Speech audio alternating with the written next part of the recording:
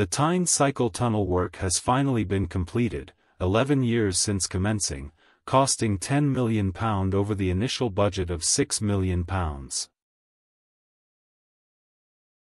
The Grade 2 listed tunnel upgrades included installing a cycling lift at either end in the tunnel with an incline platform lift, connecting Jarrow to Howden through the cycling tunnel.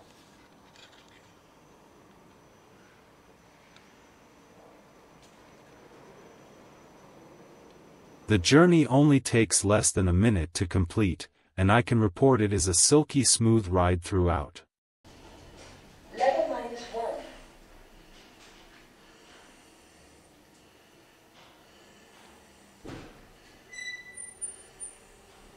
Once down to tunnel level, pedestrians and cyclists use separate tunnels. The new incline platform lift at either end of the tunnel are each large enough to carry 21 people at once,